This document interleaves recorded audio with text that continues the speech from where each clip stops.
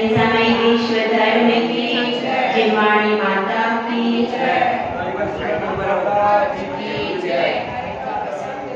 हम सब गुणी स्थान का विवेचन सुन रहे हैं। चेतन राजा को वैराग्य हो गया और उसने अपने परिवारजनों से कह दिया है कि मैं अब घर पर जाना नहीं चाहता। मैंने अपना दायित्व पूरा कर दिया। दोनों बेटों का विवाह हो गया है और राज तिलक भी मैं करने को तैयार हूँ, लेकिन मैं अब यहाँ से कहीं भी जाऊंगा।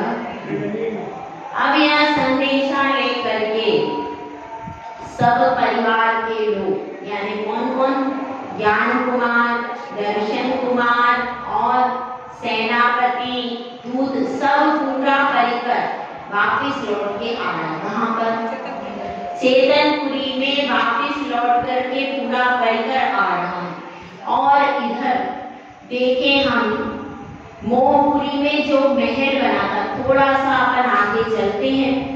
कल अपन ने दूसरे गुलिस्तान के बारे में पढ़ा। दूसरे गुलिस्तान का नाम क्या है? साधन। तो इसका संधि विच्छेद करते हैं, साधन आसाधना। क्या समझ में आया? साधन आसाधना। जिसने सम्यक दर्शन की आसाधना करती है वह क्या है? साधन। समझ में आई? साधन का अर्थ क्या है? साधन आसाधना। जिसने सम्यक दर्शन की आसाधना कर दी है, विराधना कर दी, उसका नाम क्या हो गया? साधन। और दूसरा नाम है सान। क्या नाम है? सान।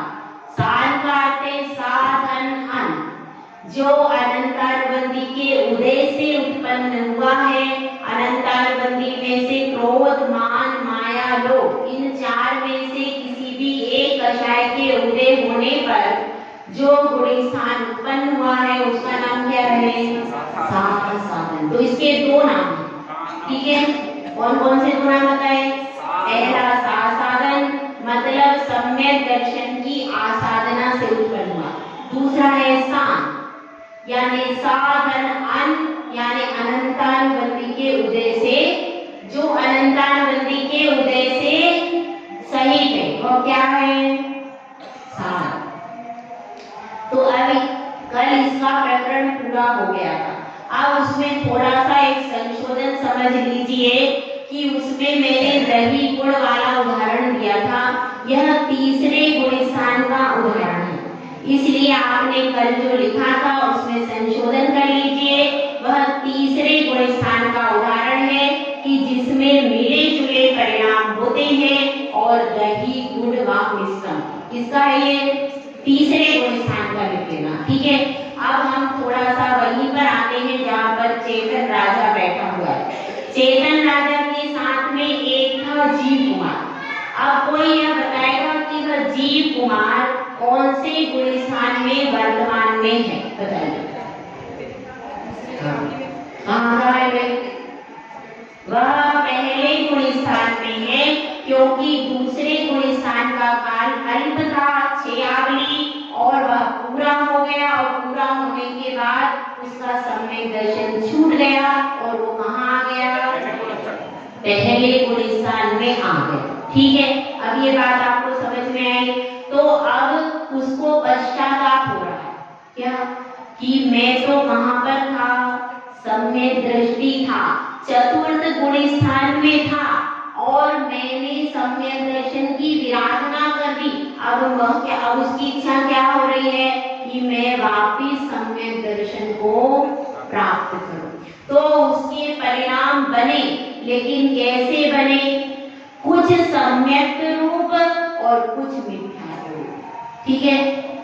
पहले गुण स्थान से व्यक्ति तीसरे में जा सकता है, लेकिन ध्यान रखना पहले गुण स्थान से कोई भी दूसरे में नहीं जा सकता। मैंने दूसरे का पूरा प्रोसीजर आपको व्यवस्थित कल समझा दिया। समझ में आ गई बात? ठीक है ना? क्योंकि दूसरा गुण स्थान चतुर्थ गुण स्थान से गिरते हुए ही बनता है। तो अब पहले से वह उसके मन में विचार आया कि मुझे सम्यक दर्शन प्राप्त करना है, अब पुनः करना है, लेकिन अभी स्थिरता बन कुछ तो मिथ्यात्व सहित परिणाम रहे, कुछ सम्यक सहित परिणाम रहे, तो दोनों का मिक्सिंग हो गया और मिश्र प्रकृति के उदय से जो गुण स्थान होता है उसे मिश्र गुण स्थान कहते हैं। और वह कौन सा गुण स्थान है? तीसरा गुण स्थान। इसमें उदाहरण दिया गया है, इस गुण स्थान के परिणामों की तुलना की गई है। इसमें उदाहरण दिया गया है दही गुड़ व मिश्रण। किसमें दिया उदाहरण? आचार्य नेमिचंद सिद्धांत चक्रवर्ती ने जीव कांड में यह उदाहरण दिया है कि तीसरा गुण स्थान होता है, उसके परिणाम किस तरह से होते हैं? जैसे दही में गुड़ मिला देते हैं तो उसमें स्वाद किसका आता है? मिक्स आता है। आप उसमें दही और गुड़ का स्वाद अलग अलग कर सकते हो? नहीं कर सकते। ठीक है, तो दही गुड़ व मिश्रम इस प्रकार के मिश्र प्रकृति के परिणाम बनने लगे। किसके? किसके? जीव कुमार। जो जीव कुमार चौथे गुण स्थान से नीचे आया था, अब किसमें था? पहले में। उसने मिश्र प्रकृति के योग्य परिणाम बना लिए, तो अब पहले से कहां चला गया? तीसरे गुण स्थान में आ गया। तीसरे गुण स्थान का दो नाम है। पहला है कौन सा? सम्यक मिथ्या। दूसरा नाम है मिश्र। मिश्र प्रकृति, क्योंकि उसमें परिणाम भी मिश्र होते हैं और यह प्रकृति भी मिक्स है। तो अपन ने अनंतालबंदी के पुत्र हुआ था, याद है आपको? उस पुत्र का नाम क्या था? सम्यक मिथ्या। और पुत्री का नाम क्या था? सम्यक प्रकृति। याद है ना सबको? तो थोड़ा सी एक बात और समझ लेते हैं। जैसे ही बाण लगा तो क्या हुआ था उस समय? उस समय मिथ्यात्व के तीन टुकड़े होते हैं।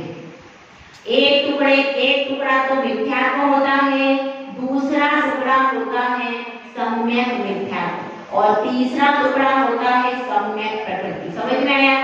जो हमने यह बताया कि अनंतानुबंधी को दो पुत्र और पुत्री उत्पत्ति हुई, उसका मतलब यही था कि मिथ्यात्व पर जब सम्यक दर्शन व्यक्ति मिथ्यात्व के टुकड़े करता है तो क्या होता है? उसमें जो मूल मिथ्यात्व है उसकी जितनी पावर थी वह पावर कैसी हो जाती है?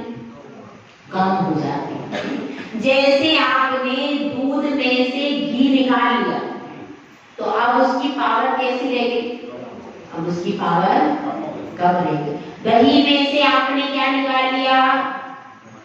मक्खन निकाल लिया तो अब दही की पावर कैसी भाई? अब बहुत हल्का पड़ गया, वो छाछ कहलाएगा।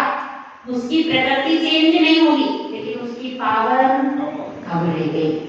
दूध में से जैसे घी निकाल लेते हैं, दही में से क्या निकाल लिया?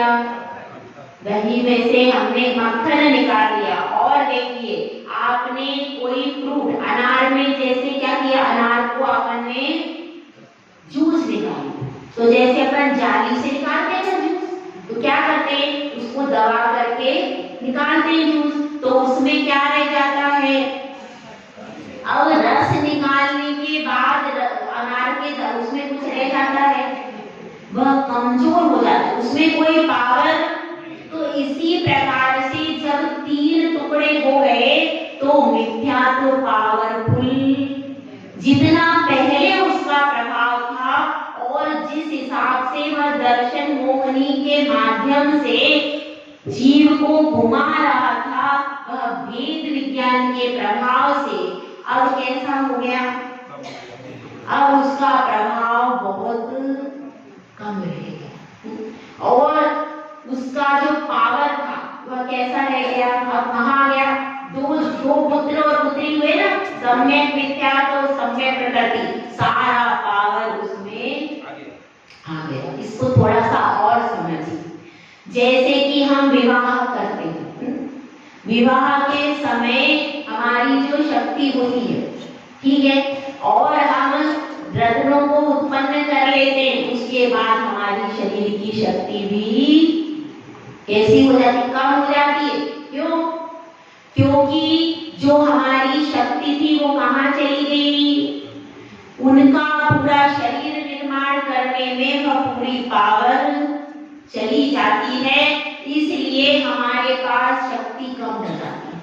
और जो लोग बाल ब्रह्मचारी रहते हैं और साधना करते, उनके पास उनकी फुल पावर होती। इसीलिए जो बाल ब्रह्मचारी साधु होते हैं उनके पास ज्यादा पावर होती है, वह तपस्या ज्यादा अच्छे से कर पाते। इसका मूल कारण क्या है? इसका मूल कारण है ब्रह्मचर्य। ब्रह्मचर्य बहुत ज्यादा पावरफुल चीज है, उससे शरीर की शक्ति शरीर में रहती है। तो अब क्या स्थिति हो गई, इसके कारण अब मिथ्यात्व पाप, और इस सिद्धांत की बात हो रही है कि सिद्धांत में भी यही बात घटित होगी। ये तो मैंने आप लोगों की तरफ आ गई, लेकिन सिद्धांत में भी ये लिखा है कि जब 3 टुकड़े हो जाते हैं तो मिथ्यात्व में जो पहले जैसा प्रभाव था वो अब नहीं रहता। अब वह बीमार हो गया है, अपने घर में बीमार हो गया, पहले जो उसकी शक्ति थी वह अब नहीं रही, तो वह जीव कुमार तीसरे गुण स्थान में आ गया। अब तीसरे गुण स्थान की कुछ विशेषताएं आप लिख लीजिए। तीसरे गुण स्थान में लिख रहे हो क्या आप लोग? कोई लिखने वाला है? लिखवाऊं? तीसरे गुण स्थान में मरण नहीं होता।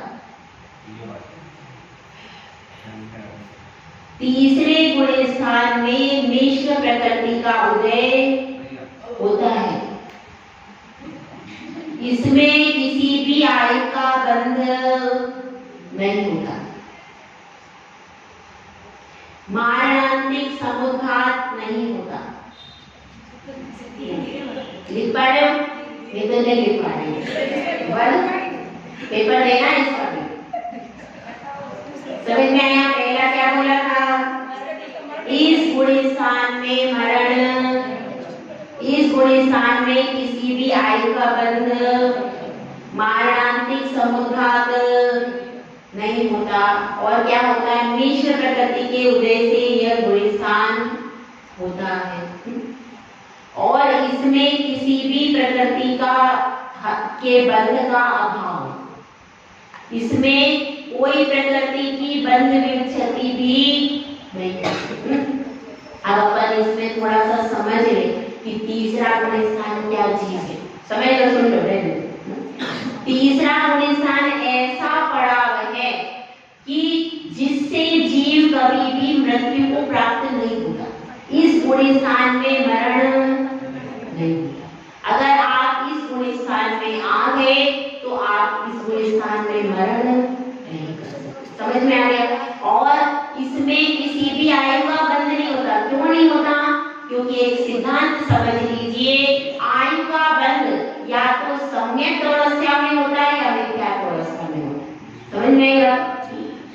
या तो सम्यक अवस्था में होता है या मिथ्यात्व अवस्था में होता है। मिली जुली अवस्था में क्या नहीं होता? आयु का बंध हो ही नहीं सकता। कैसे करें? मिली जुली अवस्था है तो जैसे कि मिक्स होता है तो अपन भी निर्णय कर नहीं पाते, इसीलिए वह कर्म भी निर्णय कर नहीं पाता। और तीसरे गुण स्थान में आयु का बंध नहीं होता।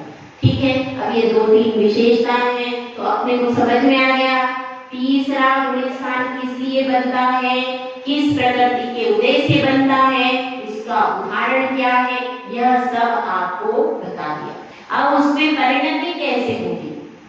कभी तो उसके परिणाम बनेंगे सच्चे देवशास्त्र गुरु के प्रति, कभी उसने सच्चे देवशास्त्र गुरु की प्रति भक्ति कर ली और कभी जाके इधर उधर वहां भी सिर दुखा लिया, यहाँ भी चला जाएगा वहां भी चला जाएगा, निर्णय उसका कुछ भी नहीं होगा। तो ऐसे ही मिले जुले परिणाम जीव कुमार के बने। और इधर देखिए, हमारी चेतनपुरी में पूरी सेना वापस आ गई और चेतना रानी के पास किसको भेजा जाएगा बताइए? दर्शना। आप लोगों को याद जो दर्शन कुमार की पटरानी थी, क्या नाम था उसका? दर्शना।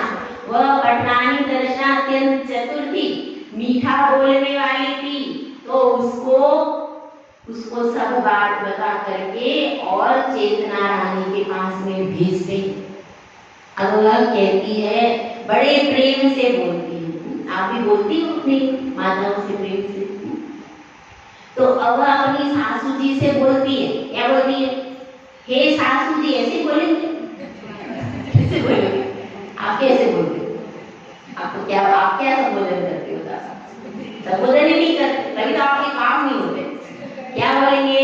हे माता श्री। क्या बोल रही है?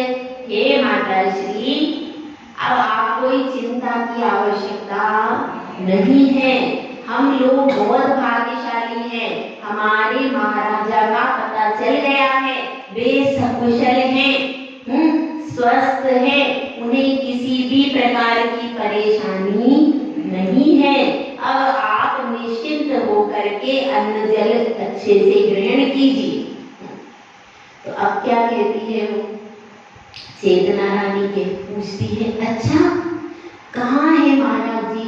मुझे बताओ कि चेतनपुरी के महाराज कहाँ हैं? आप महाराज को लेकर के नहीं आए? तो वह कहती है कि हे माता श्री, वह बहुत अच्छी नगरी है। कौन सी?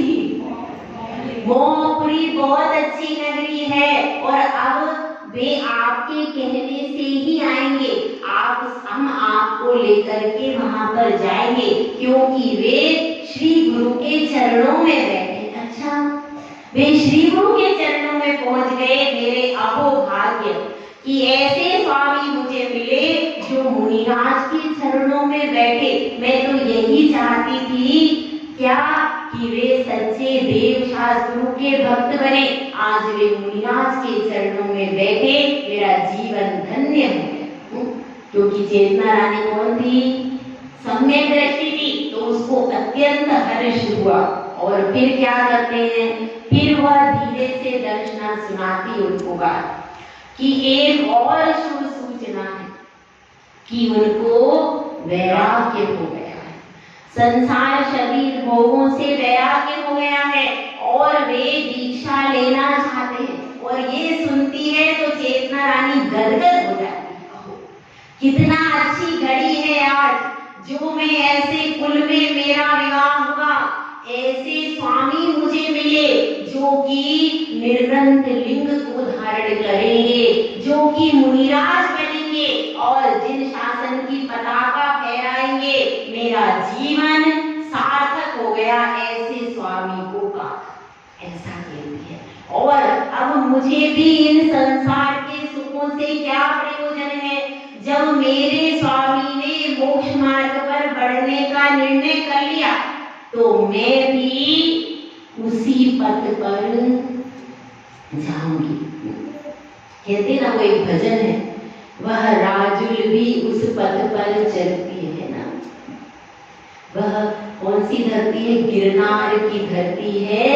वह प्रेम क्या? जहाँ नेम के चरण पड़े, गिरनार की धरती है। तो वह राजुल जैसे चली, वैसे ही चेतना रानी ने भी वैराग की चूनर ओढ़ ली और अब बड़े हर्षोल्लास से तैयार होती है। और तैयार होकर के कहाँ जा रही है?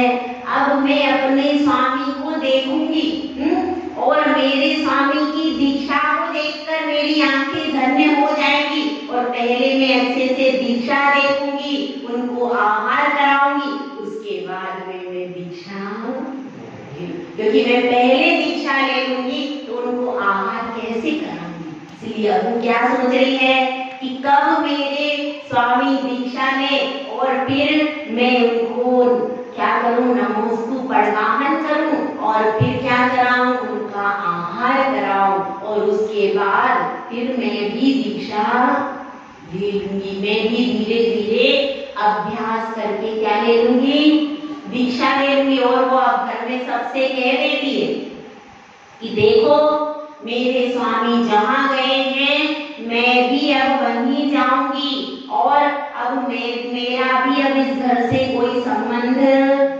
नहीं है, क्योंकि जहाँ पर पति होते हैं वहीं पर गृह स्वामिनी को भी रहना चाहिए। यदि पति गृह में रहते हैं तो उस गृह में रहना चाहिए, और यदि कदाचित सौभाग्य से वे दीक्षा के मार्ग पर चले गए तो उसका भी यही कर्तव्य है। क्या कर्तव्य है कि पीछे से खींच के नहीं, उसका भी यही कर्तव्य है कि वह भी किसी मुक्ति मार्ग पर आगे बढ़ जाए। तो मैं अब मेरा सौभाग्य जाग गया कि संसार के कर्म बंधन से मुक्त होने की राह मेरे लिए मिल गई, और मैं तो यही चाहती थी कि उनकी जिम्मेदारी पूरी हो गई, लेकिन उनका मन विषय भोगों में रहा हुआ। अब उनका मन विषयों से विरक्त हो गया, तो अब मेरे लिए इस महल में कुछ भी नहीं है। अब मैं अपनी तैयारी कर रही हूँ और मैं जाकर के उनकी दीक्षा देखूंगी, ऐसा कह देते हैं। तो सब लोग क्या कहते हैं, अब दर्शन कुमार और ज्ञान कुमार रोने लगते हैं कि माता श्री पिताजी तो छोड़कर चले गए, अब आप भी चली जाओगी तो हम किसके सहारे रहेंगे। तो कहती है, चेतना रानी कहती है कि देखो इस संसार में जो आया है उसे जाना ही है। अब मैं कितने दिन तुम्हारे साथ रहूंगी, ज्यादा से ज्यादा और 20 साल 30 साल, उसके बाद तो मुझे ऊपर जाना ही पड़ेगा। तो मुझे ऊपर जाना ही पड़ेगा, मैं कितना भी प्रयास करूं, पर ये संसार के विषय भोग तो नश्वर हैं और इनको सबको छोड़कर जाना ही है। तो फिर आप मुझे धक्के मार के यहाँ से अपमान पूर्वक निकालो तो मैं स्वाभिमान से क्यों ना जाकर दीक्षा ले लूं और समाधि मरण करूं। योग्य और श्रेष्ठ क्या है यह मुझे बताओ। तो सब ज्ञान और दर्शन चुप हो जाते हैं, वे कुछ भी नहीं बोलते हैं, और वे कहते हैं कि हे माता श्री आप अकेली नहीं जाओगी, अब पूरी चेतनपुरी में क्या पिटवाते हैं, ढिंढोरी पिटवाते थे ना पहले, एक ढोल होता था और उसमें मुनादी पिटवाई जाती। पूरी चेतनपुरी में मुनादी पिटवाई जाती है कि हमारा बहुत बड़ा हर्ष का विषय है कि हमारे चेतन महाराज दीक्षा लेने जा रहे हैं, और चेतना महारानी भी उसी पथ पर जाने का विचार बना रही है। इसीलिए सब चेतनपुरी के नर नारी उस दीक्षा महोत्सव को देखने के लिए जाएंगे। आप लोग मत जाना। दीक्षा महोत्सव के लिए सब लोग तैयार हो जाओ, और हम सब उस दीक्षा महोत्सव के लिए चलेंगे। तो सब लोगों ने अपनी तैयारियां कर ली, क्योंकि चेतनपुरी के सब जीव कौन थे, सम्यक दृष्टि, वे सब वीतराग भगवान का आराधन करते। सब लोग तैयार होकर के जाने लगे, भी तैयार हो गए। चेतना रानी ने भी सब तैयारी कर ली, तरह तरह के मेवा मिष्ठान आदि तैयार करके रख लिए। क्यों, वहाँ मुनिराज जो है उनको आहार दान देना है। अभी तो पहले उनको आहार दान देगी जो मुनिराज वहाँ पर विराजमान है, तो उनके लिए आहार दान देना है। उसके लिए सारी सामग्री उन्होंने सजा करके तैयार कर ली, और ये पूरा काफिला जा रहा, कहाँ जा रहा है, मोहपुरी से भी ऊपर जा रहा है, और वहां जाकर के मुनिराज की चर्या करेंगे, मुनिराज को आहार देंगे और दीक्षा महोत्सव मनाएंगे। यह सब अब क्या होगा, अब अपन परसों देखेंगे कि दीक्षा महोत्सव कैसे मनाया जा रहा है, चेतन राजा कैसे दीक्षा लेते हैं, और चेतना रानी को कौन दीक्षा लेता है। चेतना रानी किससे दीक्षा लेती है, चेतन राजा कैसे दीक्षा लेते हैं, इस सब को अपन कब देखेंगे, परसों, क्योंकि कल क्या है, कल तो आपका ध्यान चलेगा संवेद शिखर का, तो इसलिए इस पूरी कहानी को अपन परसों देखेंगे। सब लोग दीक्षा महोत्सव देखने के लिए तैयार होकर के आ जाना। जय विराट, जय सुंदर संघ महाराज।